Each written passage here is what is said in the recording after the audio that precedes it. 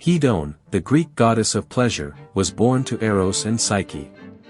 She was the embodiment of exquisite joy, excitement and physical delight. Her name itself became the source of the English phrase, hedonism.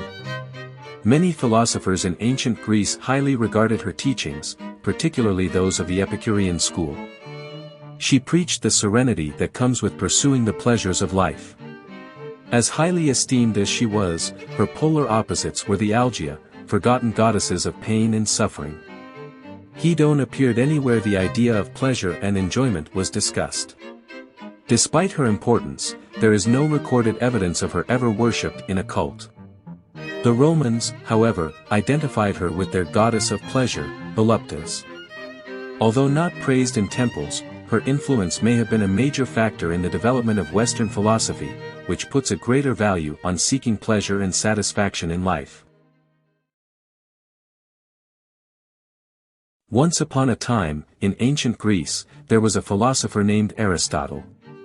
He taught his students about the concept of path, which consists of two things, pleasure and pain.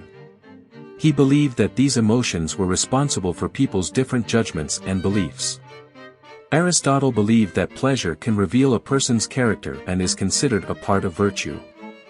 However, he argued that for pleasure to be good, it must align with nature, reason, or virtue. Unlike some other philosophers, such as Aristippus, who believed that pleasure was wholly good, Aristotle gave it less value. Aristotle discussed the concept of proper pleasure, or oikia hedone, in his book Poetics. He believed that this type of pleasure was restorative and could help bring tranquility to the soul. Martin Heidegger, a modern philosopher, interpreted Aristotle's philosophy to suggest that pleasure is a movement of the soul that can bring about inner peace. Overall, Aristotle believed that pleasure was an important aspect of human experience, but only when done in moderation and in accordance with nature and reason.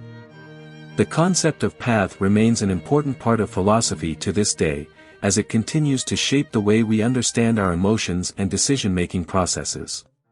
Do you want to explore more Greek mythology stories? Who do you want to see featured next? Subscribe and leave a comment below to let me know. I'll see you in the next video.